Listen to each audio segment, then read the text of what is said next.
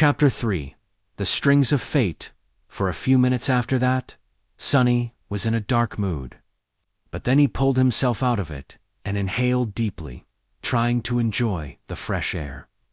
Indeed, air like that was hard to come by in the real world. Microdust and other pollutants made it rough and unpleasant, not to mention the general stench of the outskirts. In the better parts of the city, sophisticated filtration systems worked diligently, however. Filtrated air tasted sterile and stagnant. Only the very rich had access to truly pleasant breathing. And here he was, able to enjoy an unlimited amount of pristine, delicious air, like a second-generation Chable. Truly, being chosen by the spell has its benefits.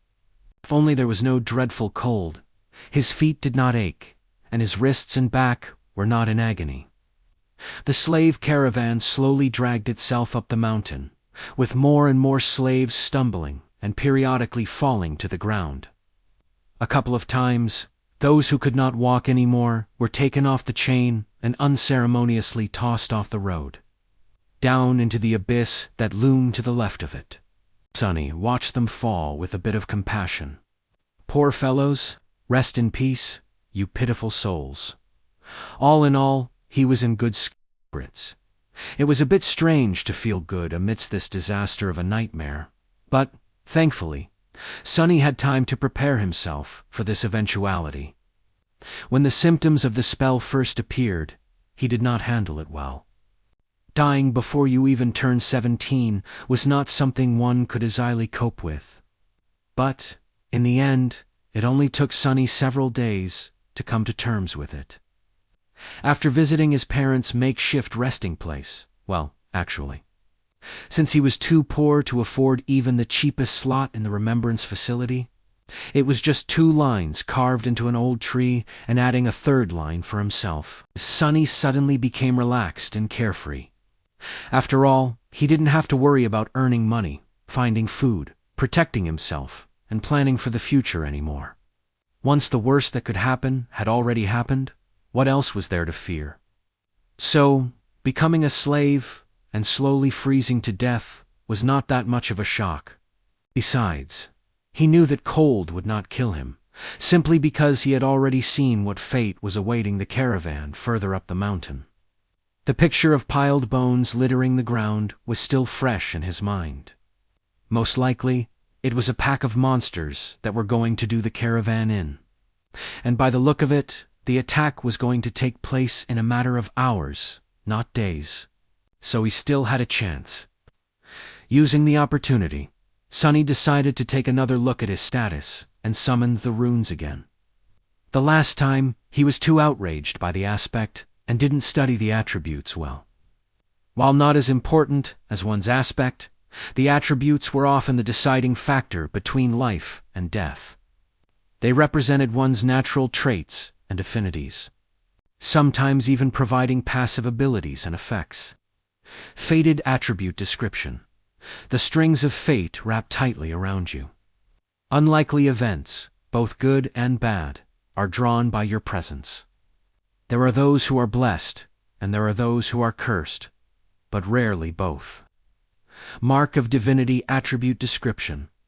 You bear a faint scent of divinity, as though someone briefly touched by it once, a long time ago.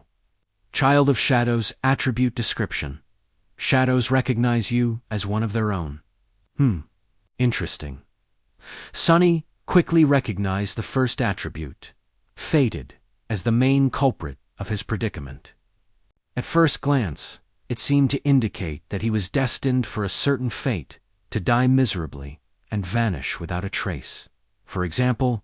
But after reading the description, he realized that being fated actually just meant that improbable things had a higher chance of occurring when he was around. I guess this is how I managed to receive one of the super rare useless aspects, and a weird variant of it, at that. If fated was his innate attribute, then the other 2 came from the temple slave aspect. Mark of divinity was more or less straightforward. It was supposed to allow passage, into certain sacred places inside the dream realm, and enhance several types of sorcery. Since there were no sacred places in sight, and Sunny's aspect had nothing to do with sorcery, it was useless. Too. Child of Shadows was a stranger one.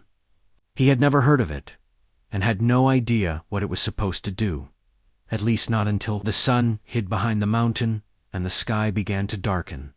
To his surprise, Sunny found himself able to see perfectly in the darkness, as though it was still as bright as day. This ability alone was nothing to scoff at, and it was quite possible that Shadows would reward him with some other, yet unknown, gifts. Finally, something good. I wonder if... Stop the caravan. Prepare to camp.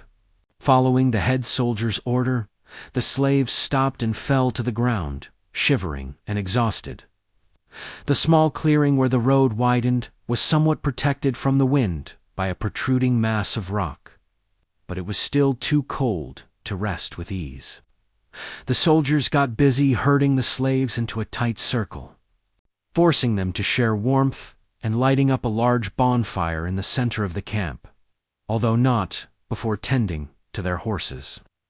The heavy wagon, carrying food, water, and other cargo, to which the main chain was firmly affixed, was pushed forward to block the wind. While looking around, Sunny noticed the young soldier from before, watching the mountain with a complicated look on his face. What a weirdo! Soon, the bonfire was blazing. The stronger slaves tried to find their way closer to the fire, while the weaker ones, like Sunny, were forced to sit at the outer end of the circle, with their backs freezing in the cold. Of course, any movement was encumbered by the fact that they were still shackled to the chain. That's why the familiar broad-shouldered slave ended up just where he started, despite all of his efforts to get closer to the flame. "Damn Imperials!" he hissed, clearly irritated. The soldiers walked among the slaves, giving them water and food. Sunny, just like everybody else, received a few sips of icy water and a small piece of rock-hard, moldy bread. Despite its unappetizing look, he forced himself to eat the whole thing, just to be left as hungry as he was before. By the looks of it, he wasn't the only one. The shifty slave that had been walking behind him looked around in anguish. "By all the gods, they used to feed me better, even in the dungeons." He spat on the ground, desperate. The most of us innocent men in the dungeon were there waiting to visit the gallows, too. A few steps away from them, where the paved road ended and sharp rocks began, a scattering of bright red berries were growing from the snow. Sunny had noticed them before, clustering here and there along the road, and even noted how pretty those resilient things looked, contrasted against the white. The shifty slave's eyes glistened as he tried to crawl towards the berries on all fours. "I would advise against eating those, friend." It was the gentle-voiced slave, again. Sunny turned around and finally saw him in the flesh for the first time. It was a tall man in his 40s, lean and strangely handsome, with a dignified look of a scholar. How a man such as him ended up a slave was a mystery. Yet there he was. "You and your advice again." "What? Why?" The scholar smiled apologetically.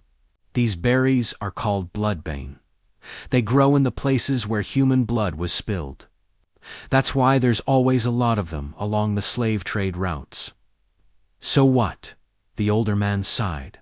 "Bloodbane is poisonous. A few berries might be enough to kill an adult man. Curses." The shifty slave flinched back and glared at the scholar. Sunny did not pay them a lot of attention, because, while looking around, he finally recognized the site of the camp as the place where, in his vision at the start of the nightmare, the bones of the slaves were buried under the snow. And he was willing to bet that whatever it was that killed them all was going to happen soon. As if to answer his thoughts, a thundering noise rang from above, and in the next second, something massive came crashing from the sky.